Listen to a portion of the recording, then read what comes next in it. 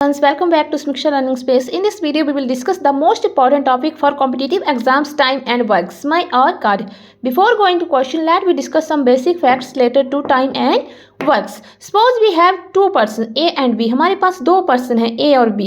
हमने दोनों को कार्य दिया है 20 कुर्सी बनाने का. जो A है वो एक दिन में 2 कुर्सी बना रहा है और जो B है वो एक दिन में 1 कुर्सी बना रहा है. कार्य दोनों का सेम है, दोनों को 20 कुर्सी बनाना है. लेकिन जो A है वो कम समय में ज़्यादा कार्य कर रहा है और जो B है वो ज़्यादा समय में कम कार्य कर रहा है. इसका मतलब है जहाँ पे समय कम होगा वहाँ पे कार्य ज़्यादा होगा और जहाँ पे समय ज़्यादा होगा वहाँ पे कार्य कम होगा.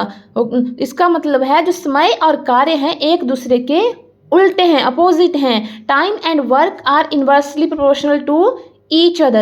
Similarly, time and absency are also inversely proportional to each other. Absency means कार्य करने की क्षमता. जिसकी कार्य करने की क्षमता ज़्यादा होगी वो कम समय लेगा और जिसकी कार्य करने की क्षमता कम होगी वो ज़्यादा समय लेगा. Now let me solve the question. If A completes a work in 20 days and B complete the same work in 30 days, if they work together, then in how many days will they complete their works? A किसी कार्य को 20 दिन में complete कर रहा है और B उसी कार्य को 30 डेज में 30 दिन में कंप्लीट करता है. तो हमने फाइंड करना है कि जब दोनों मिलकर कार्य करेंगे तो कितने दिन में कंप्लीट करेंगे. तो firstly we have to find the how much work they will do together.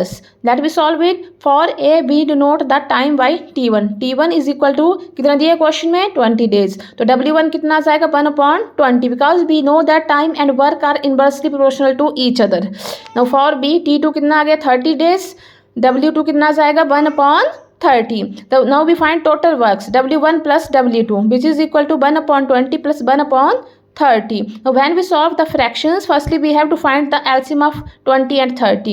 तो 20 और 30 का LCM आ गया हमारे पास 60. जब हम फ्रैक्शन को ऐड करते हैं जो नीचे वाली संख्या होती है उससे भाग करते हैं, जो भाग करके संख्या आती है उससे ऊपर मल्टीप्लाई करते हैं. तो 20 से 60 को डिवाइड किया 3 आया. तो 3 1 जा 3 से 1 को मल्टीप्लाई किया 3.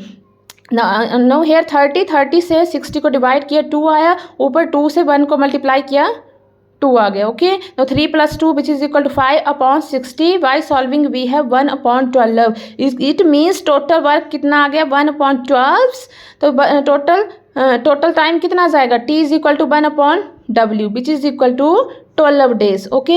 अगर आपको डायरेक्टली क्वेश्चन करना है एग्जाम में तो हम फार्मूला यूज़ कर सकते हैं T1 × T2 upon T1 + T2 where T1 क्या होगा जो A है उसका टाइम आ गया और T2 B का टाइम आ गया. ओके. तो क्वेश्चन के अब इस क्वेश्चन को हमें बाय डायरेक्ट फार्मूला फाइंड करना हो तो T1 की वैल्यू आ गई 20, T2 की वैल्यू आ गई 30. 20 × 30 अपॉन 20 + 30.